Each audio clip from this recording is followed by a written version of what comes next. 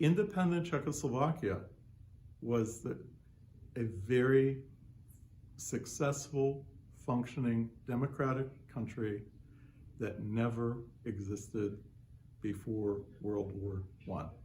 They were the very successful experiment in democracy, and a component of this is the education that Tirsch used to inculcate democratic values across Sokol, from Sokol to its members and into the society at large. And it was an extremely amazing success on the part of Tirsch, who probably in his lifetime never envisioned that in less than 50 or 60 years it would reach this scale and that they would be free so quickly. Sokol was celebrated at that time and even now as one of the pillars of Czechoslovak independence. There were 4 factors that led to the independence of what became Czechoslovakia after World War I. One is the personality and success of Thomas Masaryk, who became the first president. He had become friends with Woodrow Wilson. One of the key points in the peace treaties that ended World War I was that there would be an independent Czechoslovak state. The second pillar of independence was the Czechoslovak Legionnaires, and we'll turn to them momentarily. And the third pillar was the Pittsburgh Agreement, where the first time in May of 1918, the idea of an independent state of Czechs and Slovaks was articulated and written down, and the Pittsburgh Agreement was signed by Masaryk and Czech and Slovak leaders who were in exile in America, and community leaders from the Czech and Slovak communities here too. And the fourth component, of course, was Sokol. Now, why was Sokol the fourth component of Czechoslovak independence? It was not just because Tirsch had a vision, much like Lubusha had her vision of the great Prague that would come in the future. Tirsch had his vision of how freedom, equality, and brotherhood would come. He had his vision of how to inculcate democracy through the combining the sound mind and the sound body, which he took from the Romans. That phrase, which is a very common phrase in Sokol sports even today, is actually taken from an ancient Roman philosopher. However, the success and why Sokol became a pillar of Czechoslovak independence is because in the waning days of 1918 and World War I, what was happening? The war had gone on for 4 years. It was very bloody. Millions of people died on both the Western and Eastern fronts in trench warfare. England, France, Germany, Austria were bordering upon bankruptcy. They had spent billions of dollars fighting this war that had that wasn't coming to a conclusion. The turning point came when the Americans joined the war late in the game in 1918. They all knew then they couldn't compete against, with millions more soldiers and all the money from America and war material coming. But what also happened in 1918 was the arrival of the killer influenza, and a substantial portion of the world's population died from the very earliest of the influenzas in this 1918 to 1920 period. And this reached the front, both the Western Front and the Eastern Front, at the late 1917. By 1920, it's in full swing, all through Europe, all the way around the world, actually. It was everywhere. And millions of people died from this killer influenza. The people in the Habsburg Empire, they see the Bolsheviks make a revolution in Russia. Russia becomes neutral. They sign the Treaty of Brest-Litovsk and they exit the World War in late 1917 or early 1918. But again, you have this chaos. There's no money. The economies are collapsing. There's food shortages everywhere. Now you have this killer disease that's circulating through, and huge numbers of people falling terribly ill, and many tens of thousands are dying everywhere. And what happens on October 28th, which is celebrated as Independence Day, even now in the Czech Republic? And it was the Independence Day in the times of the Czechoslovak Republic. October 28th was the day the Sokols seized the Habsburg military garrisons in the Czech lands. And what happened? They pushed the Habsburg army. The Habsburg army was demoralized. They knew the war was lost. They knew their empire was going to get carved up. And many of these soldiers were laying down their arms, refusing to fight, going home to their villages in Austria, for example, because they wanted to live to see the end of the war, and they knew they were going to lose. And so the Sokols, 80,000 Sokols, seized the military garrisons in what is now the Czech lands. And once that happened, these men all had weapons, and they liberated the Slovaks. They crossed the border into Hungary occupied Slovakia for 1,100 years. So they decided they were going to liberate their Slovak brethren. And this was one of the most ignominious defeats of the Hungarian military, which was always a crack fighting force. But fortunately for the Sokols, at the same time, Romania invaded Hungary from the east. There was internal chaos. There was an internal revolution happening politically in Hungary. And, the Croatians, all these other people within the empire were suddenly trying to break away. And so in the chaos, the Sokols went into Slovakia.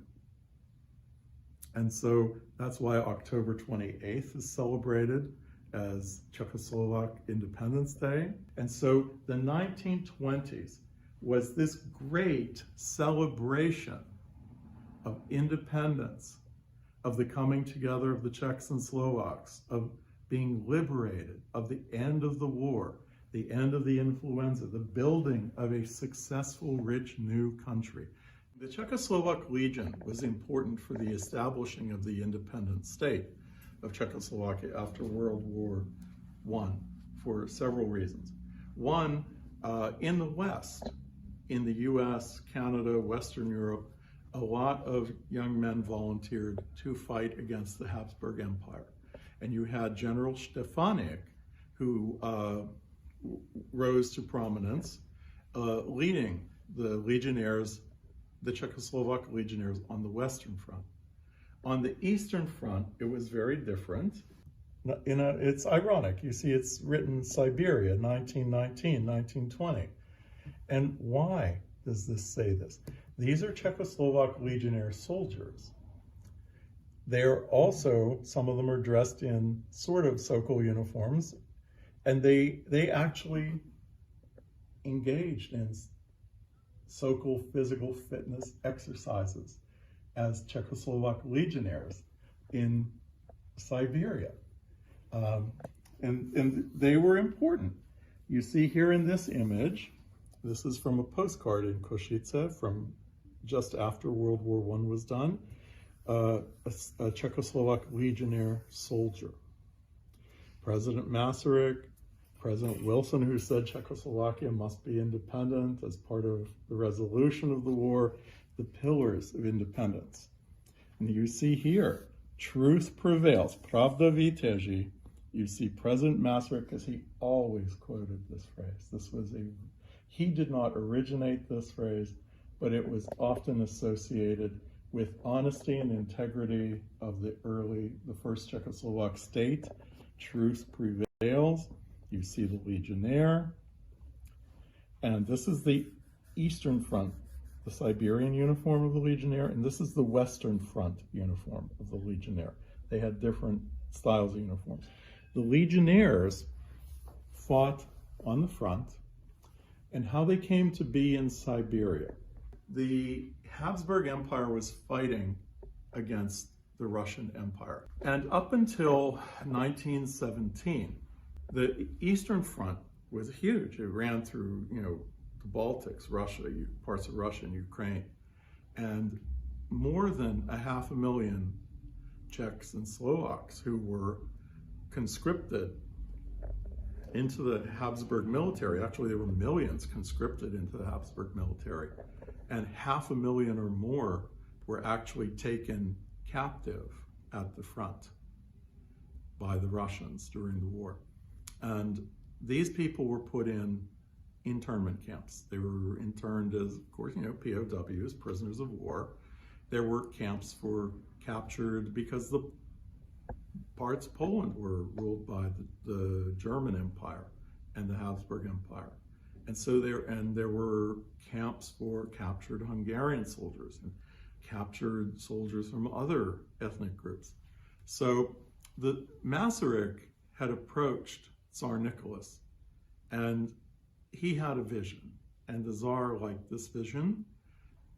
Rather than housing and feeding all of these people in these internment camps, Masaryk proposed that a division or a legion of Czechoslovak soldiers be created, and that the Czech and Slovak guys who were in the Russian POW camps would be given the opportunity to join this legion. And most of them did, to get out of these prison camps. They were very committed to that. The Tsar sent them off to the front, and they were often fighting at the very front. They were among the best troops on fighting for the Tsarist side, because they knew if they were captured by the Habsburgs or the Germans on the other side, they would be executed as traitors. So they were very tough fighting troops. The Bolshevik Revolution came. Masaryk then made an arrangement. The Bolsheviks pulled out of World War I in late 1917, early 1918. And by a certain point in early 18, I believe they executed something called the Treaty of Brest-Litovsk, which then pulled Russia out of the war. But Masaryk got those gentlemen to agree to let the Czechoslovak Legionnaires go. The one condition that these people imposed was that they not cross over the front to Western Europe. They had to go across Siberia to Vladivostok, and then Western ships could pick them up and take them away. And that's sort of what happened, but not as expeditiously as everyone thought. So what happens? They have a very organized pattern. The Czechoslovak Legionnaires sent advance units. They ended up having units in each of the train stations all the way to Vladivostok. They had telegraph operators. They had people experienced with trains and switching signals and track signals and all those technological things.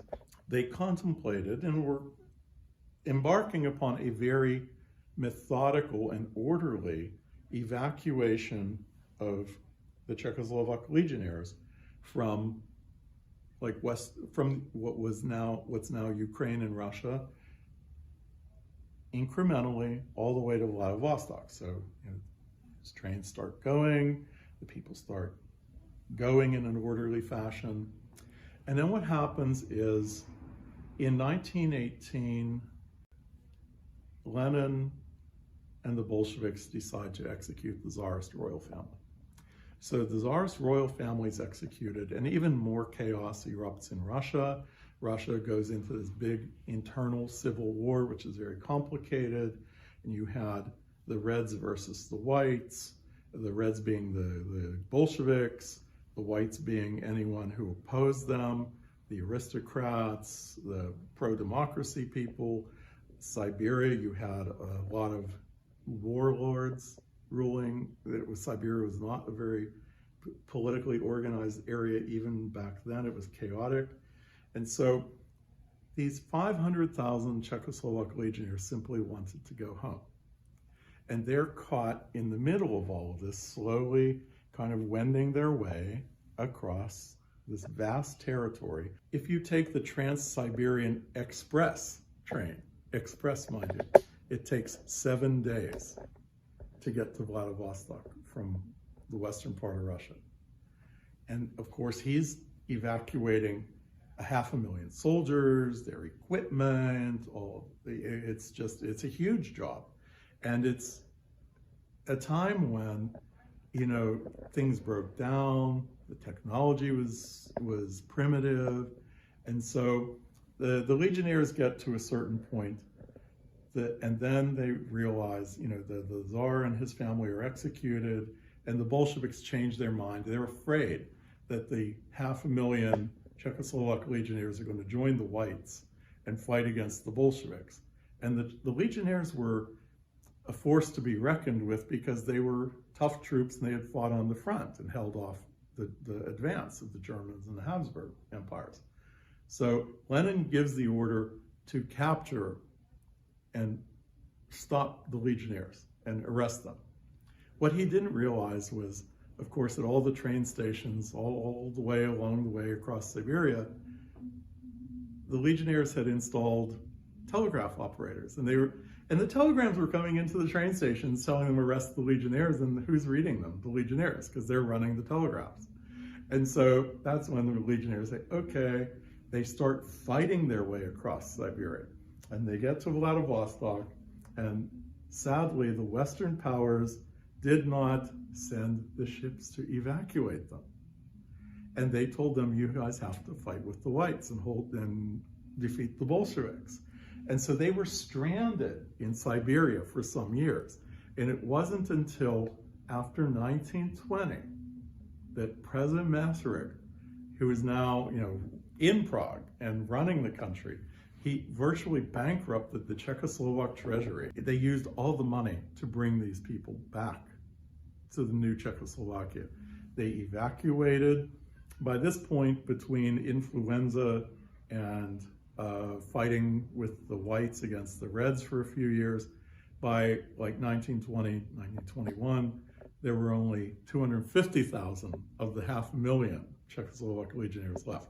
But eventually they got on their ships, they sailed across the Pacific, they transferred to trains in American cities along the West Coast that took them to New York. They got back on ships, went to Europe, and they ended up going back on trains and ended up in Prague.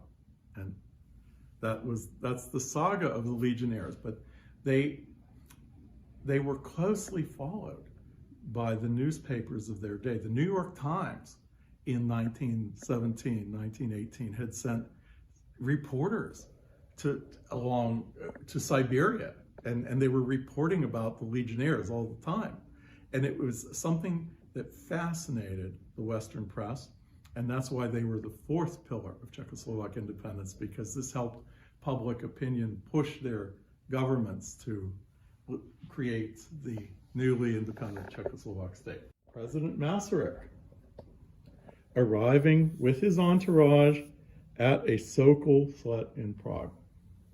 And you see the Sokol national leadership in their leader uniforms. And President Masaryk is in the white suit. This is Vice President Benesh, and of course there's the rest of the entourage. But the 20s became a celebration because Tirš's ideals became real. And it was a wonderful period in Czechoslovak history.